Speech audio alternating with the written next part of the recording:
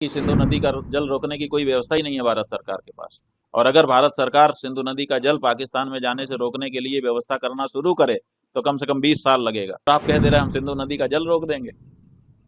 मतलब कैसे आप क्या कर रहे हो आप? इसका मतलब है कि जनता को मूर्ख बनाया जा रहा है। दोषियों को, जो अपने अंदर के दोषी हैं, उनको पकड़ने की कोशिश नहीं दिखाई दे रही है, बल्कि उनको बचाने की कोशिश दिखाई दे रही है। कई तरफ से कार्रवाई में सबसे पहली कार्रवाई है कि सिंधु नदी का जल रोक दिया जाएगा पाकिस्तान जाने से। हमने पता किया कि सिंधु नदी का जल रोकने की क्या व्यवस्था भारत सरकार के पास है, तो पता चला कि सिंधु नदी का जल रोकने की कोई व्यवस्था ही नहीं है भारत सरकार के पास। और अगर भारत सरकार सिंधु नदी का जल पाकिस्तान में जाने से रोकने के लिए व्यवस्था करना शुरू करे तो कम से कम 20 साल लगेगा।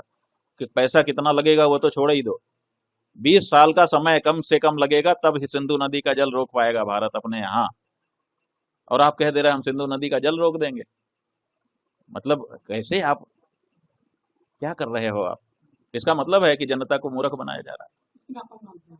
हाँ, वही तो हम कह रहे हैं कि जिसकी नाकामी है उसको पकड़ो, किसी न किसी की तो है।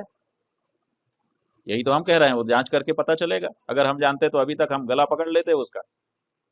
हमको सहन नहीं हो रहा है जिस तरह से हमारे लोगों के साथ ये घटना की गई है। खून पूरे 140 करोड़ लोगों का उबल रहा है भारत देश के। किसी को आप मत समझो, सब हर व्यक्ति उद्वेलित है।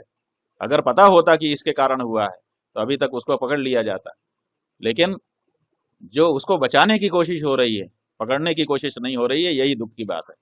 कल का जो दुख था वो उनके जाने का और उनके साथ अन्याय का दुख था। आज का दुख ये है कि दोषियों को, जो अपने अंदर के दोषी हैं, उनको पकड़ने की कोशिश नहीं दिखाई दे रही है, बल्कि उनको बचाने की कोशिश दिखाई दे रही है।